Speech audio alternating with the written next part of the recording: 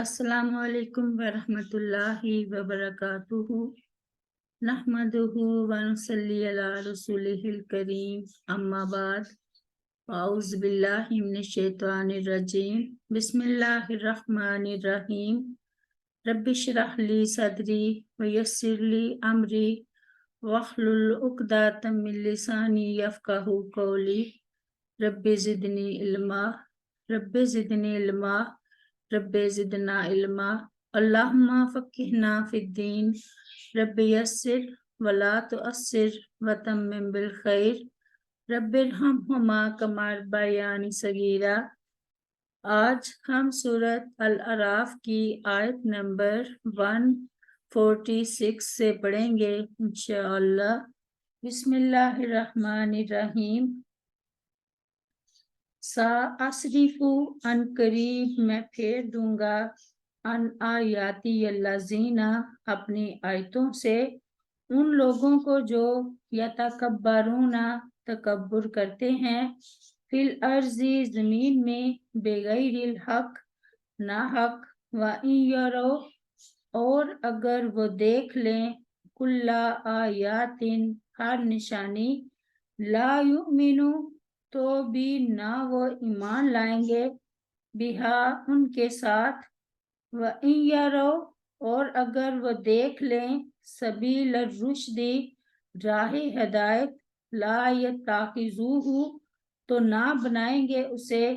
سبیلا اپنے لیے راستہ وَإِن یروا اور اگر وہ دیکھ لیں سبیل الغی گمراہی کی راہ یتخذوہ تو بنا لیں گے اسے اپنے لیے سبیلا راستہ۔ ذالکا یہ بے انہم اس لیے کہ بلا شبہ انہوں نے کذبوا جھٹلایا بآیاتنا ہماری آیتوں کو وکانوا اور وہ تھے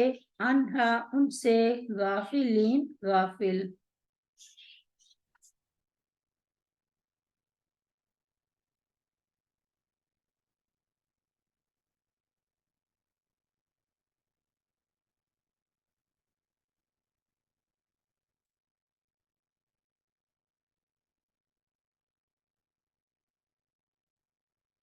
اس آیت میں تکبر کا مطلب ہے اللہ تعالیٰ کی آیات و احکام کے مقابلے میں اپنے آپ کو بڑا سمجھنا اور لوگوں کو حقیر سمجھنا۔ یہ تکبر انسان کے لیے زیبا نہیں کیونکہ اللہ تعالیٰ خالق ہے اور وہ اس کی مخلوق ہو کر خالق کا مقابلہ کرنا اور اس کے احکام و ہدایات سے اعراض و غفلت کرنا کسی طرح بھی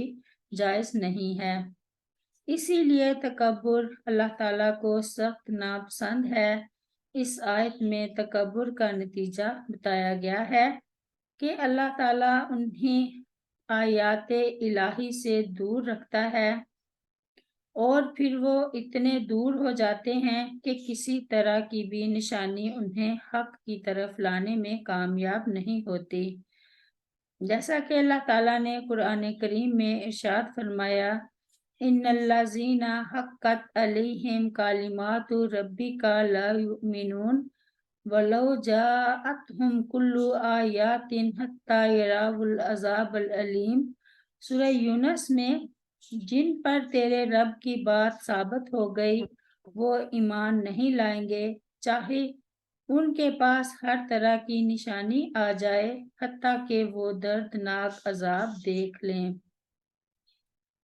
اس آیت میں احکام الہی سے اعراض کرنے والوں کی ایک اور عادت یا نفسیات کا بیان ہے کہ ہدایت کی کوئی بات ان کے سامنے آئے تو اسے تو نہیں مانتے، البتہ گمراہی کی کوئی چیز دیکھتے ہیں تو اسے فوراً اپنا لیتے اور راہ عمل بنا لیتے ہیں۔ قرآن کریم کی بیان کردہ اس حقیقت کا ہر دور میں مشاہدہ کیا جا سکتا ہے۔ آج ہم بھی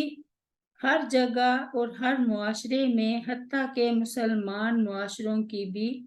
یہی کچھ عادات ہیں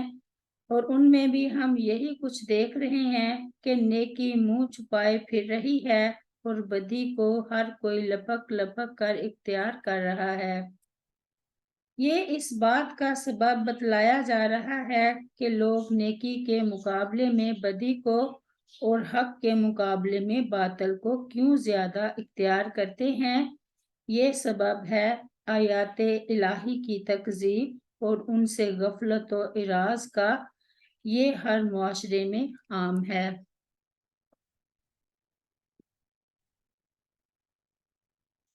اللہ تعالیٰ کے نزدیک تکبر و غرور سے بدتر کوئی صفت نہیں، اسی لیے اس کا انجام بھی بدترین بتایا گیا ہے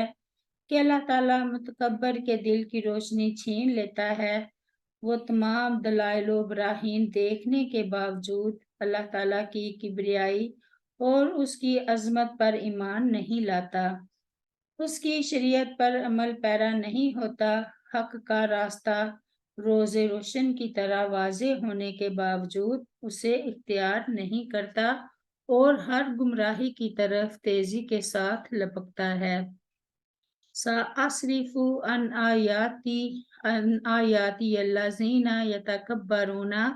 فِی الْأَرْضِ بِغَیْرِ الْحَقِّ، یعنی اپنی عصمت، شریعت اور احکام سے متعلق دلائل و براہین کے سمجھنے سے ان لوگوں کے دلوں کو محروم کر دوں گا جو میری اطاعت سے اعراض کریں گے اور لوگوں سے ناحق غرور کے ساتھ پیش آئیں گے۔ یعنی جس طرح انہوں نے تکبر اور غرور کیا تھا، اسی طرح اللہ تعالیٰ نے بھی انہیں احکام شریعت سے جاہل رکھ کر ذلیل و رسوا کر دے گا۔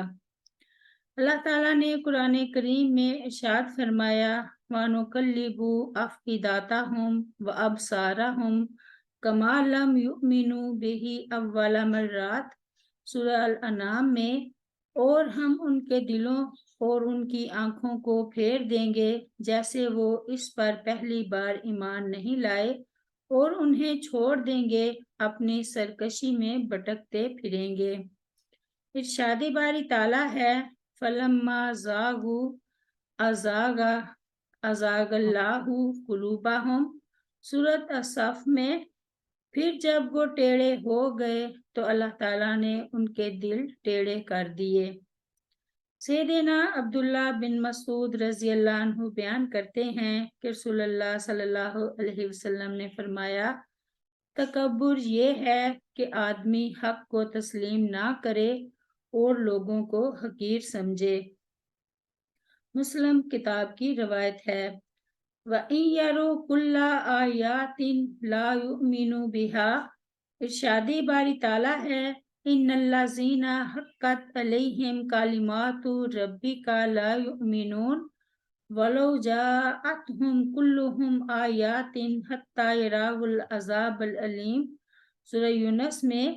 بے شک وہ لوگ جن پر تیرے رب کی بات ثابت ہو چکی وہ ایمان نہیں لائیں گے، خواہ ان کے پاس ہر نشانی آ جائے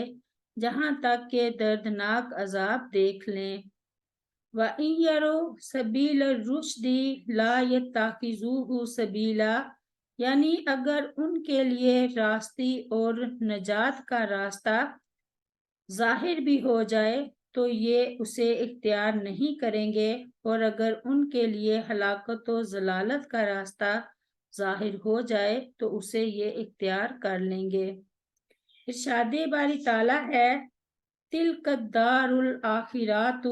نَجْعَلُهَا لِلَّذِینَ لَا یُرِیدُونَ عُلُوًّا فِی الْأَرْضِ وَلَا فَسَادًا وَالْعَاقِبَةُ لِلْمُتَّقِینَ، سورۃ القصص میں اللہ تعالیٰ فرماتا ہے، یہ آخری گھر ہم اسے ان لوگوں کے لیے بناتے ہیں جو نہ زمین میں کسی طرح اونچا ہونے کا ارادہ کرتے ہیں اور نہ کسی فساد کا، اور اچھا انجام متقی لوگوں کے لیے ہے۔ آیت نمبر 147۔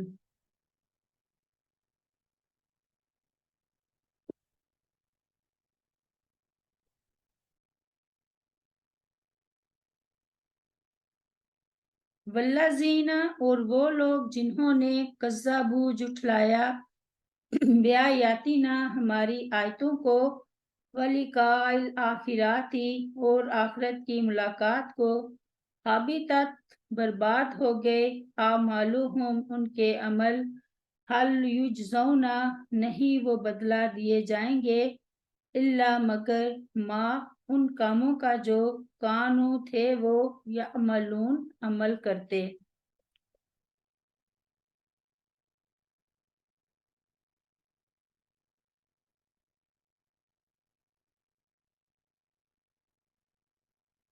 اس آیت میں آیت الہی کی تکذیب اور آخرت کا انکار کرنے والوں کا انجام بتایا گیا ہے کہ چونکہ ان کے عمل کی اساس عدل و حق نہیں ظلم و باطل ہے اس لیے ان کے نامہ اعمال میں شر ہی شر ہوگا جس کی کوئی قیمت اللہ تعالیٰ کے ہاں نہ ہوگی ہاں اس شر کا بدلہ ان کو وہاں ضرور دیا جائے گا۔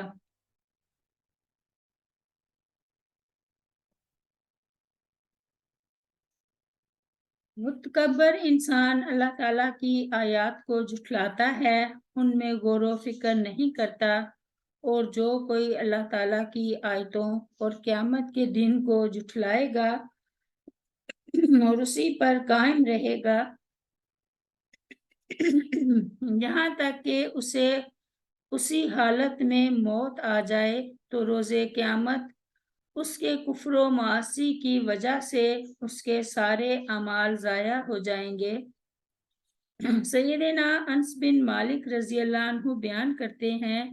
کہ رسول اللہ صلی اللہ علیہ وسلم نے فرمایا اللہ تعالیٰ کسی بھی نیکی کے معاملہ میں مومن کی حق تلفی نہیں کرے گا مومن کو دنیا میں بھی اس کا بدلہ ملتا ہے اور آخرت میں بھی ملے گا جبکہ کافر کو ان نیکیوں کا پورا بدلہ جو اس نے اللہ کے لیے کی ہوں گی دنیا ہی میں دے دیا جاتا ہے جہاں تک کہ جب وہ آخرت میں پہنچے گا تو اس کے پاس کوئی نیکی نہیں ہوگی کہ اس کا بدلہ اسے دیا جائے۔ مسلم کتاب کی روایت ہے ربی اغفر لی ولوالدی ولمن دخل بیتی مؤمنا وللمؤمنین والمؤمنات سبحان ربک رب العزت عما یصفون وسلام علی المرسلین والحمد للہ رب العالمین۔ السلام علیکم ورحمۃ اللہ وبرکاتہ۔